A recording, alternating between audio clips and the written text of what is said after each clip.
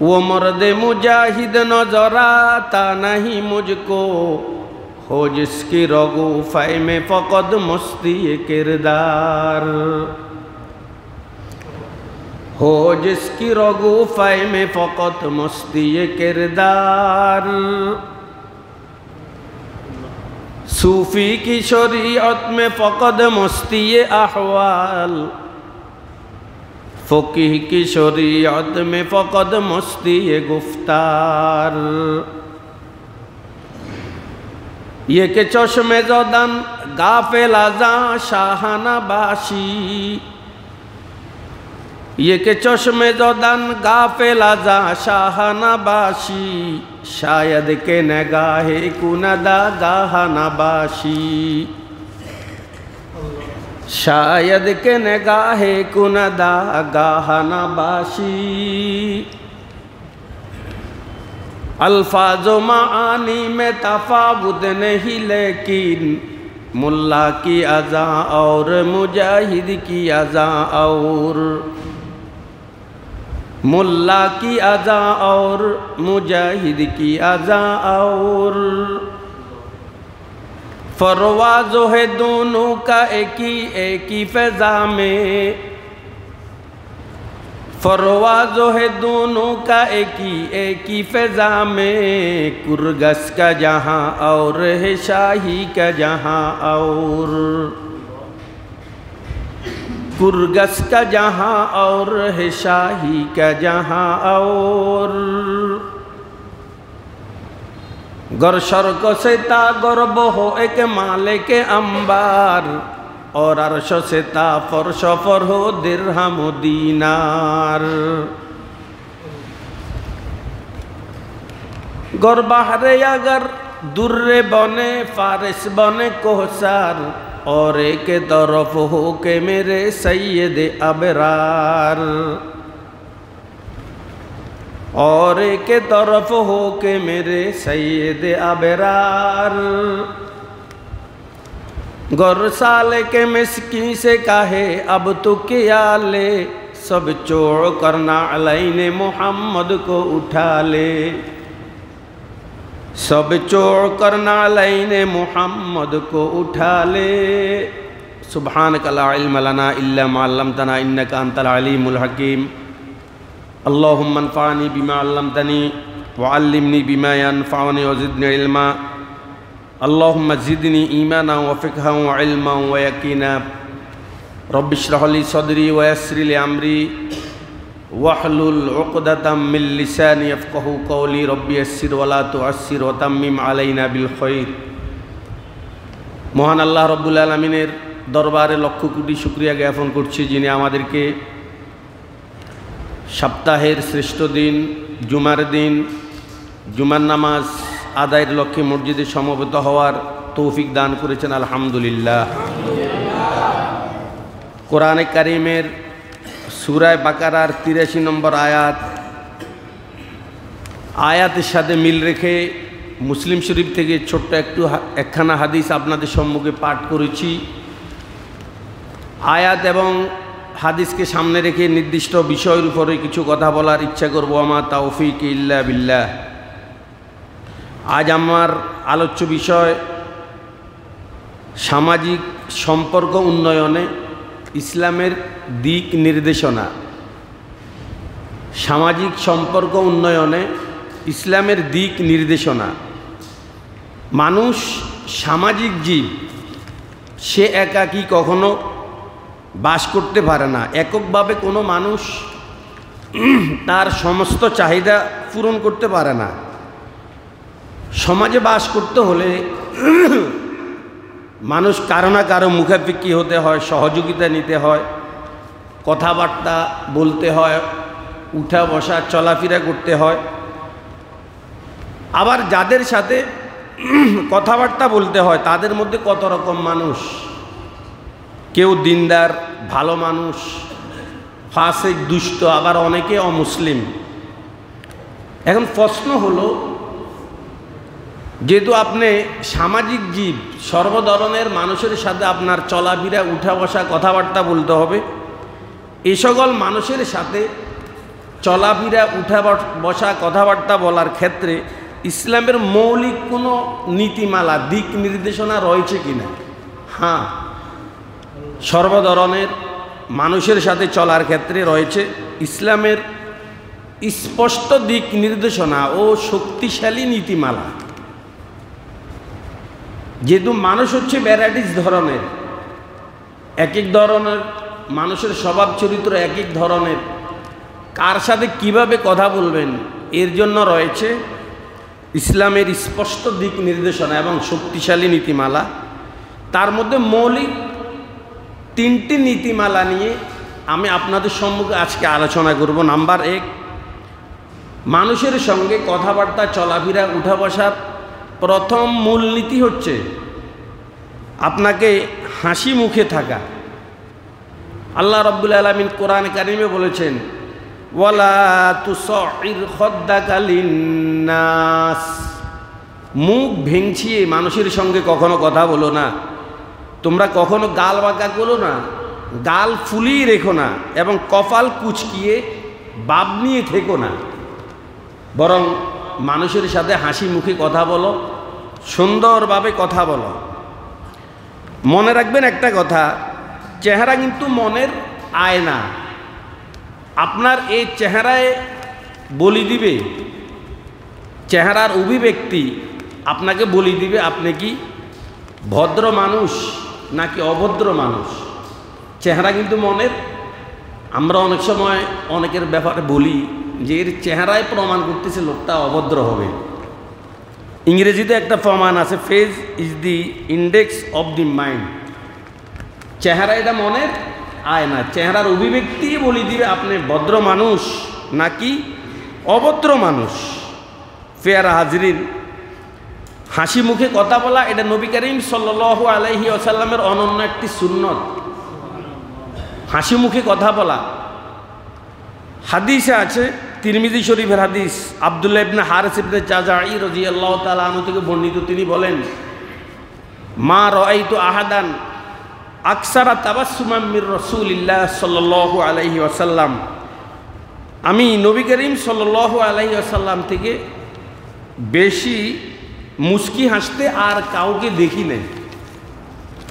আল কাহাকাতু মিনাশ শায়তান, কাহা কাহা এটা হচ্ছে শয়তানের পক্ষ থেকে। কাহা কাহা যেটাকে বলা হয়, আপনি শুনলেন, অন্যেও শুনেছে। কিন্তু নবীজি হাসতেন কিভাবে? মুস্কি হাসতেন, অধিক পরিমাণে নবীজি মুস্কি হাসতেন। মুস্কি হাসি এটা মানব দেহে প্রবেশের চাবিকাঠি। যে কোনো মানবের অন্তরে, মানব হৃদয়ে প্রবেশের চাবিকাঠি কিন্তু মুস্কি হাসি। আমাদের বড়রা একটা কথা বলে থাকেন যে মানুষের কি যেন বলা হয়, অন্তরে একটি তালা আছে আর এই তালার একটি চাবিও আছে, আর এই তালার চাবি হচ্ছে মুস্কি হাসি। অন্যকে আপনার ভিতরে প্রবেশ করার জন্য জানালা, এটা হচ্ছে মুস্কি হাসি। টাকা দিয়ে আপনি মানুষের অন্তর জয় করতে পারবেন না, ধন সম্পদ প্রভাব দিয়ে আপনি অন্যের অন্তর কখনো জয় করতে পারবেন না। অন্যকে আপনার অন্তর ঢুকানোর জন্য জানালা, প্রবেশ দ্বার হচ্ছে মুস্কি হাসি। আপনি যত বেশি মুস্কি হাসবেন তত বেশি অন্যের অন্তরে আপনি স্থান নিতে পারবেন, আপনার অন্তরে অন্যকে জায়গা দিতে পারবেন। এটা সহজ একটি সৎকা মুস্কি হাসি। 10 টাকা করে, 20 টাকা করে সৎকা দেওয়া, এটা আমাদের অনেকের পক্ষেই কঠিন, অনেকের পক্ষেই কঠিন। কিন্তু একটা সৎকা আছে যেটা একবার খুবই সহজ এবং যেটা বারবারে প্রদান করা যায়, সেটা হচ্ছে মুস্কি হাসি। এটা সৎকা, এটার জন্য কোনো টাকা খরচ হয় না, এটা বারবারে করা যায় এবং এটা খুবই সহজ।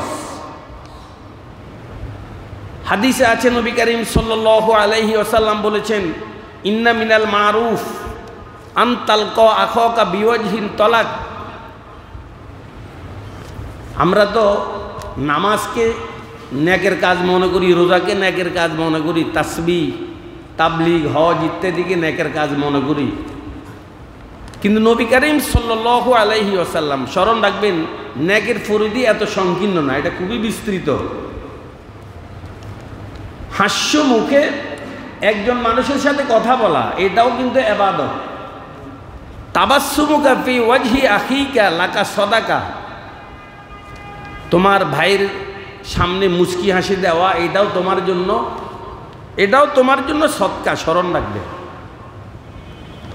এই জন্য পেয়ারা হাজিরিন, যেই কোনো মানুষের সাথে আমার দেখা হবে, হয়তো আমার মনে অনেক কষ্ট থাকতে পারে, আজকে আমি বিপদগ্রস্ত, আমার মা মৃত্যুবরণ করেছে, বাপ মৃত্যুবরণ করেছে, আমি অ্যাক্সিডেন্ট রোগী, তারপরেও হাসি না আসলেও হাসার একটা ভাব নিয়ে থাকবেন, হাসার একটি ভাব ওর সামনে প্রকাশ করবেন। গোমড়া মুখে কোনো মানুষের সামনে প্রকাশিত হওয়ার চেষ্টা করবেন না, এর দ্বারা কিন্তু আপনি জয় করতে পারবেন না কিছুই। যত বেশি মুচকি হাসবেন তত বেশি অন্যকে আপনার অন্তরে ঢুকাইতে পারবেন, আপনি অন্যের অন্তরে খুব দ্রুত ঢুকতে পারবেন। মুচকি হাসি এটা অন্যের অন্তরে প্রবেশ করার বহুত বড় একটি জানালা, একটি দরজা। যত বেশি এই হাসিটি ব্যবহার করবেন তত বেশি আপনি অন্যের অন্তরে ঢুকতে পারবেন, একটা মূলনীতি। দ্বিতীয় নাম্বার মূলনীতি হচ্ছে নম্রভাবে কথা বলা। আল্লাহ রাব্বুল আলামিন কোরআন কারিমে বলেছেন, ওয়াকুলু লিন্নাসি হুসনা, হে আমার বান্দারা, তোমরা মানুষের সামনে নম্রভাবে, সুন্দরভাবে এবং উত্তমভাবে কথা বলো। সূরা বাকারার আয়াত। আল্লাহর বাচন ভঙ্গি, বর্ণনা ভঙ্গি কত সুন্দর। আল্লাহ পাক বলেন না ওয়াকুলু লিল মুসলিমিনা হুসনা, শুধুমাত্র মুসলমানের সামনে সুন্দর কথা বলো। ওয়াকুলু লির রুআসা, মসজিদের সভাপতির সামনে শুধু সুন্দর কথা বলো না। আল্লাহ পাকের বর্ণনা ভঙ্গি কত সুন্দর। আল্লাহ পাক বলেছেন, চলার পথে তোমার সাথে অনেক ধরনের মানুষের সাক্ষাৎ হবে, বিজাতি, হিন্দু, বৌদ্ধ, খ্রিস্টান, যতগুলো জাতি রয়েছে, মুসলমান, সভাপতি, সেক্রেটারি, বড়লোক, ছোট লোক, গরিব, নিঃস্ব, অসহায়, অনাথ, দুস্থ, যার সঙ্গে দেখা হবে। লিতনাস বলেছেন আল্লাহ পাক, শব্দটা খুবই ব্যাপক।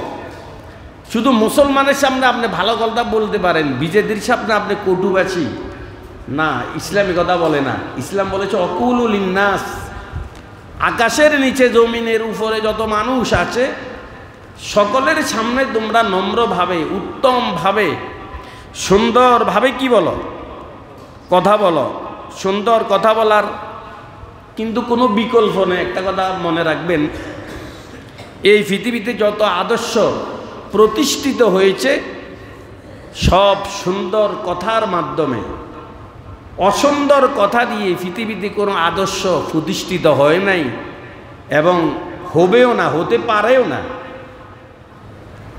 এই জন্য যত আদর্শ প্রতিষ্ঠিত হয়েছে সব কিসের মাধ্যমে?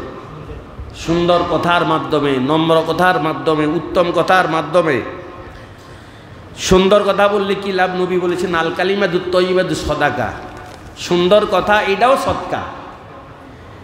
মন্দ কথা এটা অনেক অনিষ্টের মূল। মন্দ কথা, মন্দ কথা বলতে যেমন কড়া কথা, গালি, অভিশাপ, কটাক্ষ, বিদ্রুপ, তুচ্ছতাচ্ছিল্য, অপবাদ, বকাবকি, তারপর ধমকানি, এগুলো হলো কি? মন্দ কথা। আল্লাহ আপনার সাথে সুসম্পর্ক ছিল একটা মানুষের সাথে দীর্ঘদিন, কিন্তু আপনার একটা কটাক্ষ বা একটা বিদ্রুপ আপনার থেকে ওই লোকটি চিরকালের জন্য দূরে সরে গিয়েছে। এজন্য মন্দ কথা অনেক অনিষ্টের মূল। আজকে সামাজিক যত ঝগড়া ফাসাদ, তারপরে পারিবারিক যত ধরনের দ্বন্দ্ব আমরা দেখতে পাচ্ছি, সবগুলোর পিছনে খোঁজ নিয়ে দেখেন মন্দ কথা। সবগুলোর মূল হচ্ছে কি?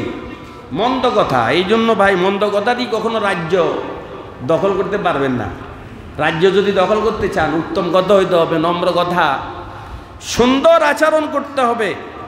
পেয়ারা হাজিরিন, সবার সাথে সুন্দর কথা বলা উচিত, যে ধরনেরই হোক।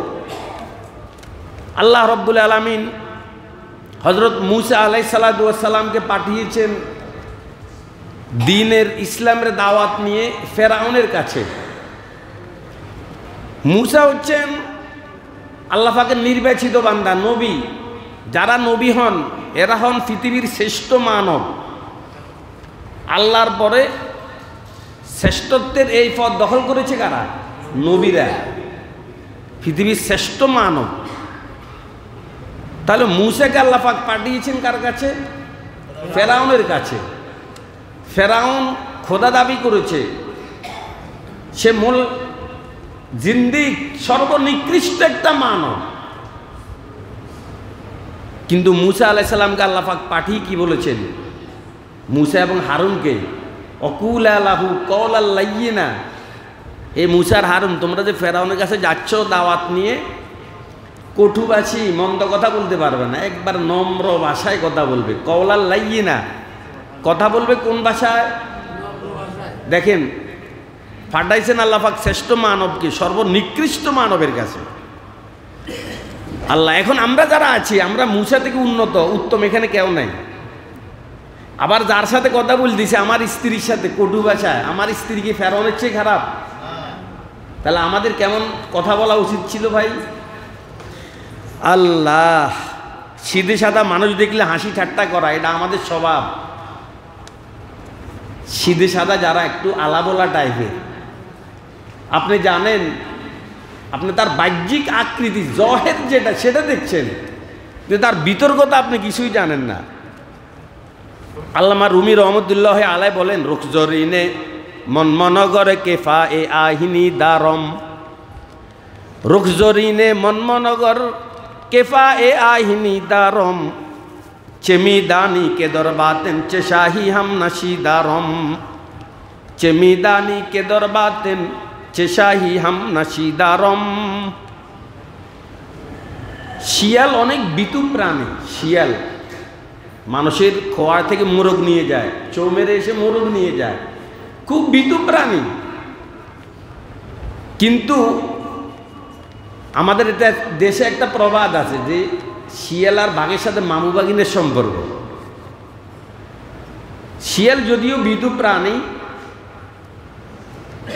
কিন্তু এই শিয়ালের সাথে তার মামু বাঘের সম্পর্ক থাকতে পারে, সম্পর্ক আছে।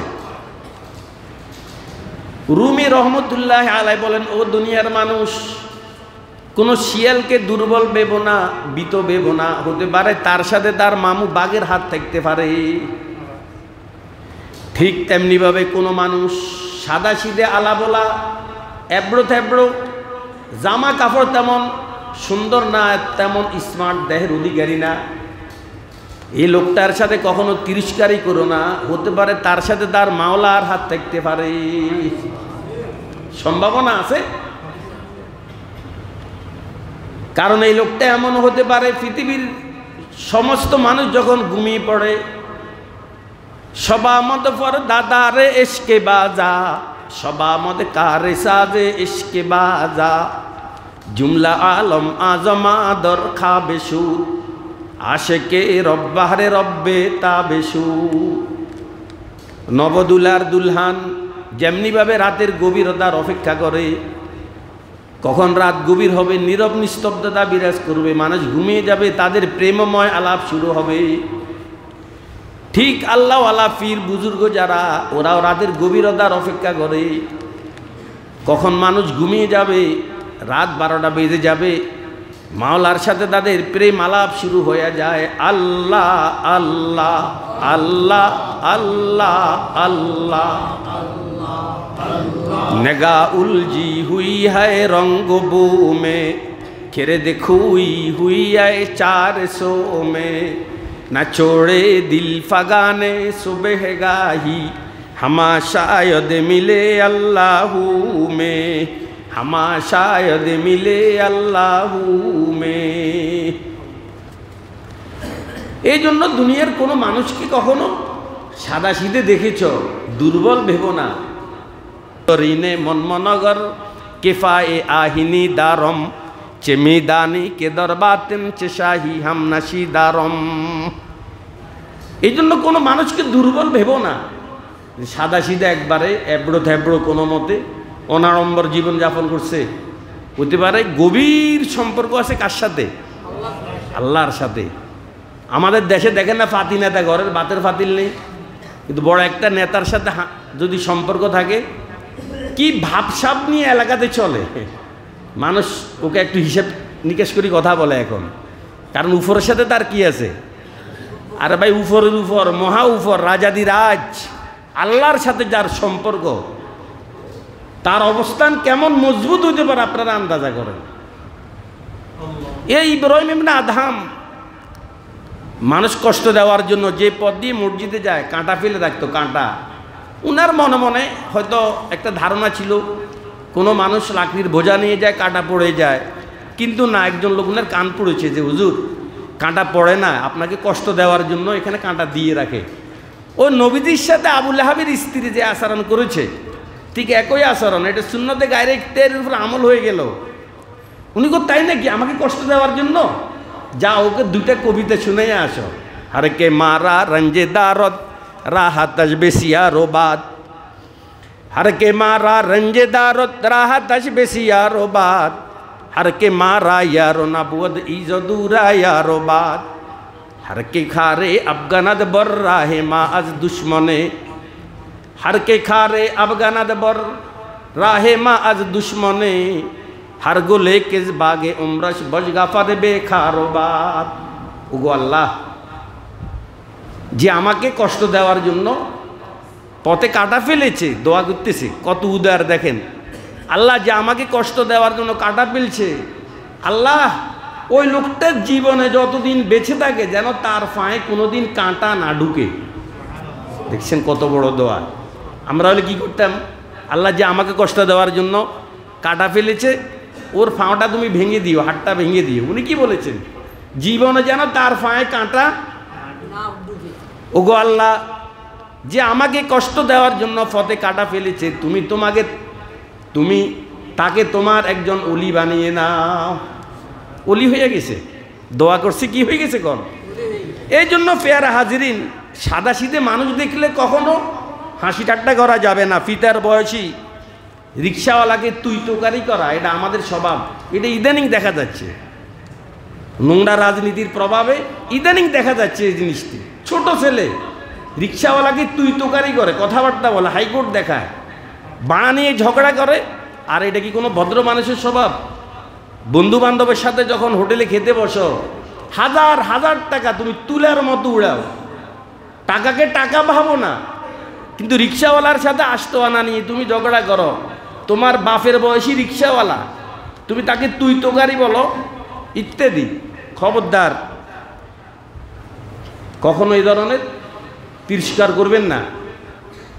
শাহ ইসমাইল শহীদ রহমতুল্লাহ আলাই দিল্লির জামে মসজিদে ইমাম ছিলেন, ওয়াজ করতেছিলেন। ভর মজলিসে বখাটে এক দুষ্ট লোক দাঁড়িয়ে বলেছেন, হুজুর আমি শুনেছি আপনি নাকি জারজ সন্তান। আমাকে যদি এভাবে কেউ এখন জারজ সন্তান বলে, আমি কি বলবো? আপনারাও তো খেপে যাবেন, এই হুজুরকে জারজ সন্তান বললি তুই। কিন্তু উনি সাইলেন্ট। উনি কি উত্তর দিয়েছেন? ভাই তুমি ভুল তত্ত্ব পেয়েছ। আমাকে জারজ সন্তান বলেছ মানে কি? আমার মায়ের সাথে কোনো পুরুষের বিয়ে হয় নাই, আমি অবৈধভাবে ভূমিষ্ঠ হয়েছি, এটা না। না, আমার মায়ের বিবাহের সাক্ষীদাতা এরা এখনো দিল্লিতে বেঁচে আছে এবং কে মজলিসেও আছে। তাহলে তুমি ভুল তত্ত্ব পেয়েছ। কোনো মানুষকে এভাবে তুই তোকারি ঠিক না। সৈয়দ কাবির আহমদ রেফায়েত রহমতুল্লাহ আলাই নবীজির দুঃসম্পর্কীয় নাতি রাস্তা দিয়ে হেঁটে যাচ্ছিলেন। এক ইহুদি প্রশ্ন করলেন, ইয়া আখা ইয়া সাইয়্যিদি আনতা আফজালু আম হাযাল কাল, হুজুর আপনি ভালো না আমার এই কুকুরটা ভালো? হুজুরকে প্রশ্ন করে, হুজুর আপনি ভালো না আমার এই কুকুরটা ভালো? আমাকে প্রশ্ন করলে আমি কি করতাম? দেখাই দিতাম, বেটা এটা একটা উদ্ভট প্রশ্ন করলে আমাকে, আমি ভালো না আমার তোর কুকুর ভালো, এটা একটা উদ্ভট প্রশ্ন না? উনি উত্তর দিলেন, ইয়া আখাল ইয়াহুদি ইন আবারতুস সিরাত সালমান ফান আফজালু মিনহু ওয়া ইল্লা ফালা। ও ইহুদি ভাই, তুমি প্রশ্ন করেছ আমি ভালো না তোমার কুকুর ভালো। শুনো, এই সিদ্ধান্ত দুনিয়াতে আমার জীবদ্দশা আমি দিতে পারবো না। আমি যখন মারা যাব, ফুলসেরাতের গোড়ায় যখন আমি যাব, ফুলসেরাত যদি চোখের নিমিষে, চোখের ফলকে আমি পার হয়ে জান্নাতে যেতে পারি, তখন বলতে পারবো আমি ভালো। আর যদি ফুলসেরাত আমি পাড়ি দিয়ে না যেতে পারি, ফুলসেরাতে উঠার পর আমার পাও কেটে জাহান্নামের অতল গভীরে আমি নিমজ্জিত হই, তখন আমার থেকে তোমার কুকুর হাজার গুণে ভালো। কারণ কুকুর জাহান্নামে যাবে না। আমি যদি ফুলসেরাত ফাড়ি দিয়ে যেতে পারি, তখন বলতে পারবো আমি ভালো। আর যদি ফুলসেরাত ফাড়ি দিয়ে না যেতে পারি, ফুলসেরাতের নিচে থাকবে জাহান্নাম, আমি জাহান্নামে পড়ে যাই, তাহলে আমি ভালো না, তোমার কুকুর ভালো। তবে যেহেতু এখন আমি মরি নাই, এই জন্য উত্তর দিতে পারবো না। সে সাইদ কাবির আহমদ রেফারি কত বড় মনের, বড় মাপের ব্যক্তিত্ব। নবীজির রওজার পাশে দাঁড়িয়ে আরজি পেশ করলেন। কি আরজি পেশ করেছেন? এক কবি উনার এই মনের কাকুতিটাকে কবিতা আকার উল্লেখ করেছেন। রোখসার সে বর কাকা জরা ফরদা উঠা দো, রোখসার সে বর কাকা জরা ফরদা উঠা দো, লিল্লাহে মুঝে হুসনে খুদা দাদে দেখা দো। আয় বাহারে করম সদকা হুসাইন ইবনে আলী কা, প্যাসা হো মুঝে শরবতে দীদারে পিলা দো, मैं दूर हो मजबूर हो ऐ सैयद आलम, दीदार देखाते नहीं आवाज सुना दो, दीदार देखाते नहीं आवाज सुना दो। রওজার পাশে গিয়ে বলেছেন, ও নানা যান, দীর্ঘদিনের পিপাসিত মানুষ আমি, ফানের পিপাসা নয়, আপনার জিয়ারতের পিপাসা, এসে গেলাম। রোখসার সে বোর কাকা জরা পর্দা উঠা দো, মেহরবানি করে আপনার চেহারা থেকে পর্দাটা তুলে আমাকে আপনার চেহারাটা দেখাইয়া দিন। পর চিন্তা করলো, নবী আমাকে চেহারা দেখাবে, কষ্ট হবে না? নবী আরাম করছেন, আমাকে চেহারা দেখাই দিলে উঠতে হবে, উনার কষ্ট হবে। এই জন্য আরজিটাকে একটু খাটো করলেন, আবদারটাকে একটু ছোট করে হাসান হুসাইনের দোহাই দিয়ে, আয় বাহারে করম সদকা হুসাইন ইবনে আলী কা, प्यासा हो मुझे शरबते दीदार पिला दो, मैं दूर हो मजबूर हो ऐ सैयद आलम, दीदार देखाते नहीं आवाज सुना दो। আপনি আরাম করছেন, আরাম করতেই থাকেন, মেহরবানি করি কমপক্ষে রওজা থেকে একটা আওয়াজ হলেও আমাকে শুনাইয়া দেন। এই আরজি করার সাথে সাথে রওজার থেকে আল্লাহর নবী নুরানি হাত বেরিয়ে এসেছে। হাত বের করে দিলেন নাতির আবদার রক্ষার্থে, চুমু দিয়েছেন। আব্দুল কাদের জিলানীও সে মজলিসে উপস্থিত ছিলেন, 90,000 হাজি উপস্থিত ছিলেন, ওরা সকলে নবীজির নুরানি হাত দেখেছেন। কত বড় ব্যক্তিত্বের অধিকারী। আর এমন ব্যক্তিকে প্রশ্ন করতেছি, হুজুর আপনি ভালো না আমার কুকুর ভালো? এই জন্য ভাইও সাদাশীতে মানুষকে কখনো সাথে কখনো ইয়ের কি করা যাবে না। বাবার বয়সী রিক্সাওয়ালা, দিন মজুর, ওদেরকে কখনো তুই তাকারি এটা করা যাবে না। মানুষের সাথে চলাফেরার তৃতীয় মূলনীতি, কাউকে অন্যায়ভাবে কষ্ট না দেওয়া। অন্যায়ভাবে ছাত্র তো শিক্ষককে মারে, কষ্ট দেয়, তবে এটা অন্যায়ভাবে না। অন্যায়ভাবে কাউকে কষ্ট না দেওয়া, এমনভাবে আমার জীবন করতে হবে যাতে করে আমার কারণে কোনো মানুষ কষ্ট না পায়। একজন মানুষকে কষ্ট দেওয়া এটা কবিরা গুনাহ। মাই খরো মুসাব্ব সুজো আতে সন্দর কাবাজন, সাকে নে বুদ খানা বাছো মর্দমা জারি মুকুন, কাবা বুনিয়া দেখো লীলে আজরাস, দিল গুজর গাহে জো লীলে আকবরাস, সদা হাজারা কাবা এক দিল বেহতরাস। মাই খরো তুমি শরাব খাও, মাসহাব্ব সুজো কোরআন শরীফকে জ্বালিয়ে দাও, আতে সন্দর কাবাজন কাবা শরীফকে জ্বালিয়ে দাও, সাকে নেবুত খানা বাসো ঘরে মূর্তি রেখে মূর্তি পূজা করো। এই কবিতাটি আমার ওস্তাদ শাইখুল ইসলাম আল্লামা আহমদ শফি রহমতুল্লাহ আলাইহির মুখ থেকে বারংবার শুনেছি যে তোমার যদি মনে চায় এই বড় বড় 60টি কবিরা গুনাহ করো, তথাপি মরদমা জারি মুকুম, কোনো মানুষকে কখনো কষ্ট দিও না। এটা বহুত বড় একটা কবিরা গুনাহ। আল্লাহ, কোনো মানুষকে কোনোভাবে কষ্ট দেওয়া যাবে না। ট্রাফিক আইন মেনে চলুন। নো পার্কিং এরিয়াতে কখনো গাড়ি পার্ক করবেন না। ট্রাফিক আইন মেনে না চলে যদি আপনি গাড়ি অপোজিট দিয়ে ঢুকিয়ে দেন, তাহলে ওদিক থেকে জ্যাম বেজে যাবে, মানুষের কষ্ট হবে। নো পার্কিং এরিয়া লেখা আছে, নো পার্কিং, আপনি এখানে কেন গাড়ি পার্ক করবেন? ব্রিজ যেটা সরকারে দিয়েছে মানুষ চলাচল করার জন্য, চতুর্পাশে যে আপনারা ব্যান বসিয়ে জ্যাম সৃষ্টি করতেছেন, এতে কি মানুষ কষ্ট পায়? দোয়া করে না বদদোয়া দেয় আপনাদেরকে? গতকালকে আমি খবর পেয়েছি ওই যে ফার্কের কারণে কত দূর পর্যন্ত জ্যাম এসে গেছে। তাই এই ফার্কের উচিলে মানুষ কষ্ট পাচ্ছে না?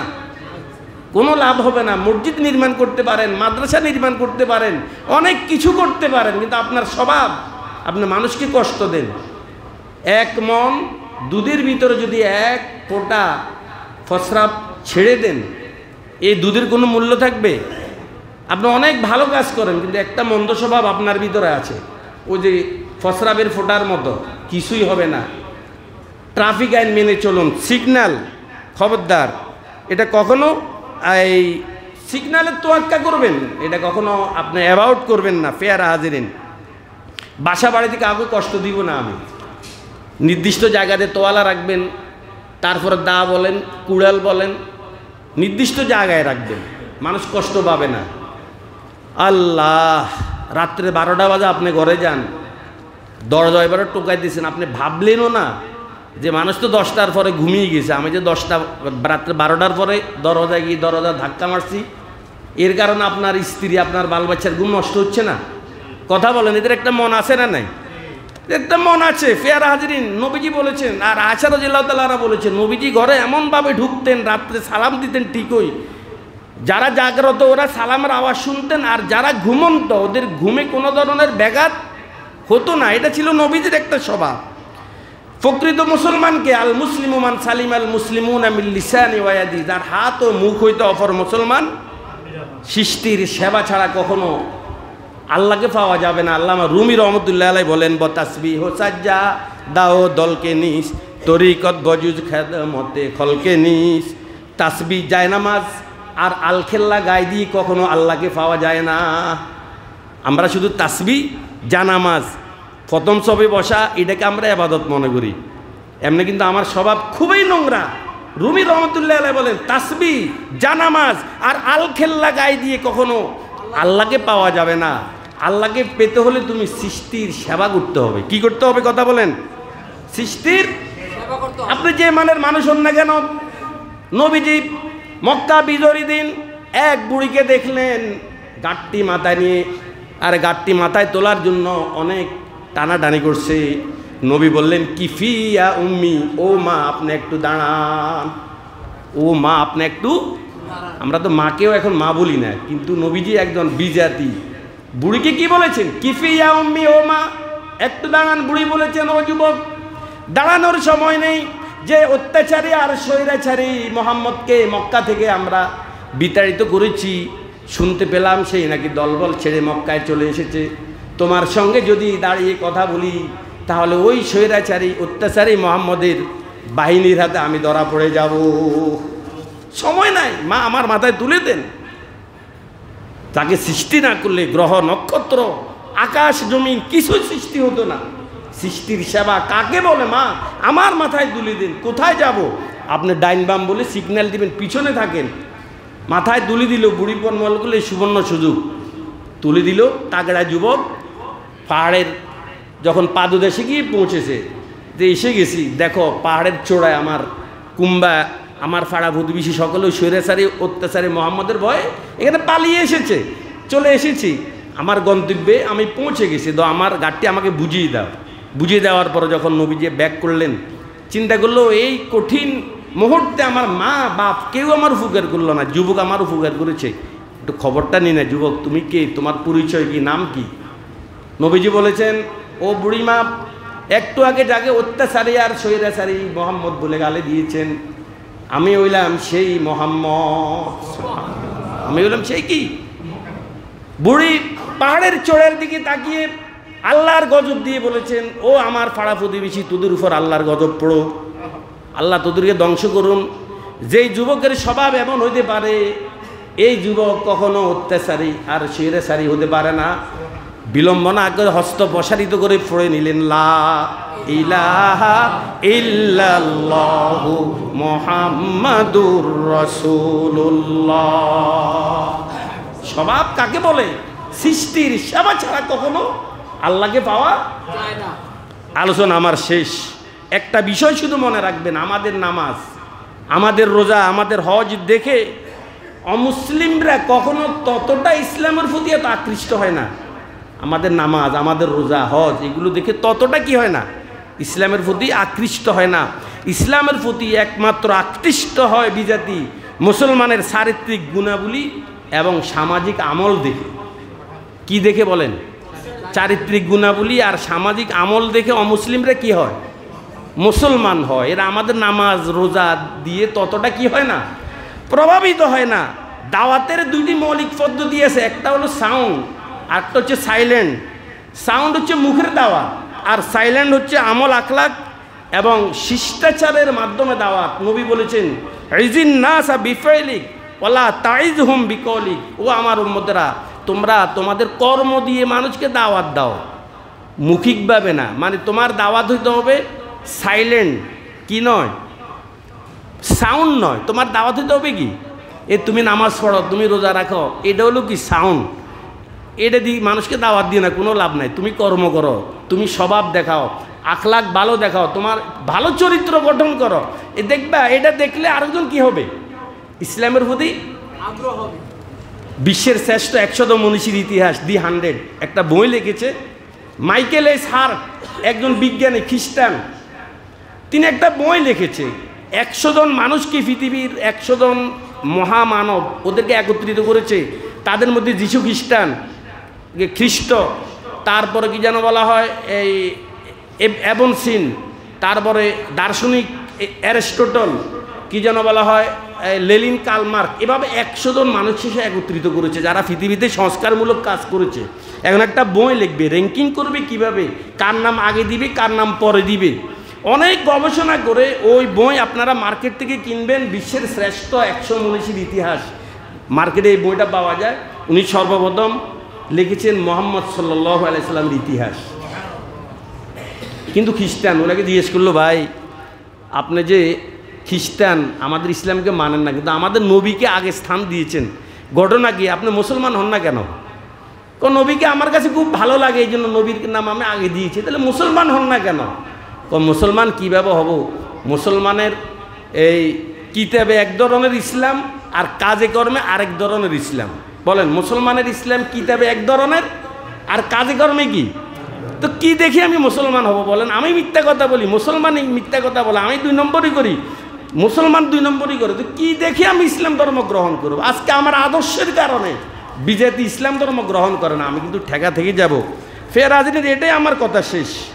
সামাজিক সম্পর্ক উন্নয়নে ইসলামের দিক নির্দেশনা, 3টি মৌলিক ইসলামের দিক নির্দেশনা রয়েছে। 1 নাম্বার, সবসময় হাসি মুখ থাকা। ইনশাল্লাহ আমরা সবসময় হাসি মুখ থাকবো তো? মানুষের সাথে কথা বলবো গোমড়া মুখে না হাসি মুখে? কেন বলবো হাসি মুখে কথা বলা? এটা কাজ সুন্নত। সবাই বলেন কাজ সুন্নত, নবীর সুন্নত। হাসি মুখে কথা বলবো। 2 নাম্বার, নম্রভাবে কথা বলবো, উত্তমভাবে আমরা কথা বলবো। 3 নাম্বার, অন্যায়ভাবে কোনো মানুষকে কষ্ট। 3টা কথা বলেছি, বলেন। 1 নাম্বার হাসি মুখ থাকবো সবসময়, বলেন 1 নাম্বার কি? 2 নাম্বার কথা বলবো তো নম্রভাবে। 3 নাম্বার, কখনো কোনো মানুষকে কি কষ্ট দিব না। দেখবেন রাজ্য জয় হয়ে যাবে। আল্লাহ রাব্বুল আলামিন আমাদের সকলকে এই 3টি গুণের উপর আমল করে উভয় জাহানে ধন্য হওয়ার তৌফিক দান করুন।